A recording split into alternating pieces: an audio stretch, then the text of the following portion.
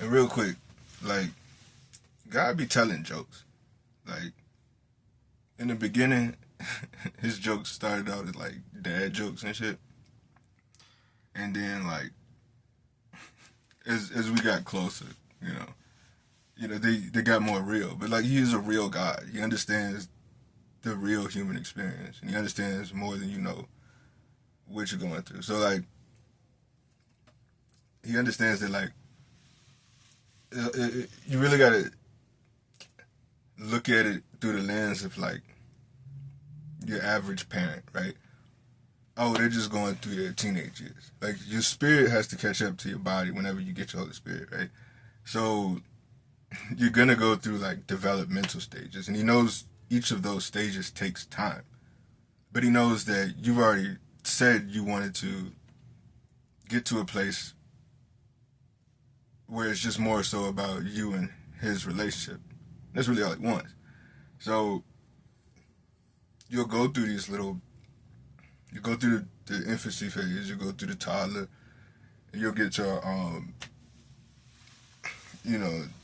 teenage, your young adult shit, and then you'll be an adult. But you can also get stunted. Don't get me wrong. So, it's good to don't force your progression. I remember, it was Pastor Wyatt. I think he was talking about, like, you ever seen a child who's in the middle of getting potty trained, but, like, near the end of being potty trained, they make a mistake and they couldn't really, like, get to the bathroom in time or whatever. But they already know they don't want to disappoint the parents, so, like, they'll try to clean up their own mess. And what ends up happening is just shit. It's just everywhere. Because instead of just, like,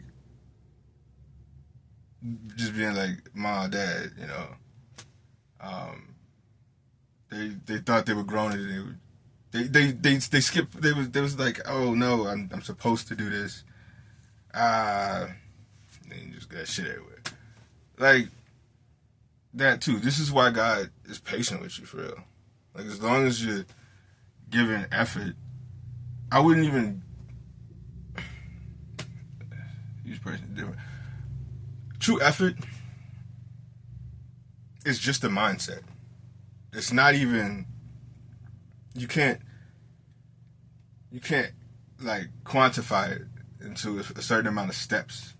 I mean, we as humans do that, but from what I've learned, it's really just a mindset. It's just like, oh, and if that mindset is legitimate,